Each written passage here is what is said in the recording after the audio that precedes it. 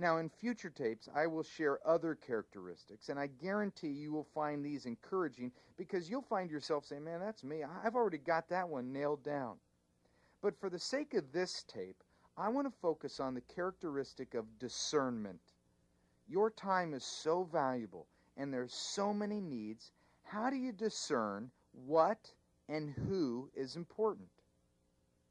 I'm sure you've seen a doctor on TV who races into the medical room and has to make a split-second decision on which patient he's going to treat. Two people are laying there dying, and he can only give his attention to one. Now, it's not a matter of what he's going to do. It comes down to who is he going to treat. His discernment is immediately activated. Both patients are in desperate need of help, but only one is going to get the doctor's time. This is where discernment comes in. Now, can you relate to this in regards with your situation in youth ministry? You start asking questions like, where do I start with these students? I mean, since my time is limited, which one or which ones do I begin with? What if they're all in a crisis? I mean, just reading the newspaper and listening to what's happening on the local campus or even writing down prayer requests from last night's small group, it's so easy to sense that we have a youth culture today that's in desperate need. And this desperate need and this urgency demands that we be discerning with our time and our care.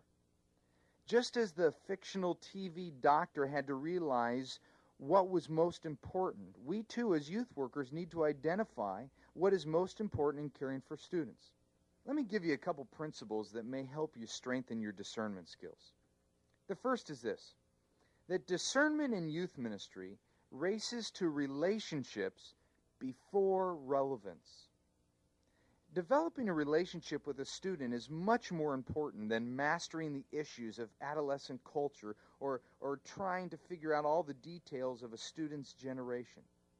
A volunteer with discernment knows the who is more important than the what.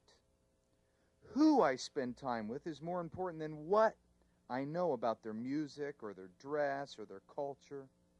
Unfortunately, I've had to go back to some of my volunteers and apologize for my earlier years in youth ministry when I made such a big deal about relevance. I would challenge my leaders to stay culturally relevant by saying things like, hey, you ought to subscribe to Rolling Stone magazines and listen to the things that they're listening to and watch MTV and do drugs every once in a while so you know what they're going through. Now, obviously, I'm joking about the drug one, but I am serious about how backwards I did youth ministry years ago. Now I say to my volunteers, if you only have 1 hour to give, I'd much rather see that hour be spent loving students than learning about them. Now, don't get me wrong. I'm not saying we shouldn't respect the student's world and make attempts to learn about it, but let's give ourselves permission that we don't have to be an expert on adolescent culture. I mean, so many people at my church are afraid of the generation gap. They say, well, if I work with teenagers, won't there be a generation gap? Yes, and that's okay.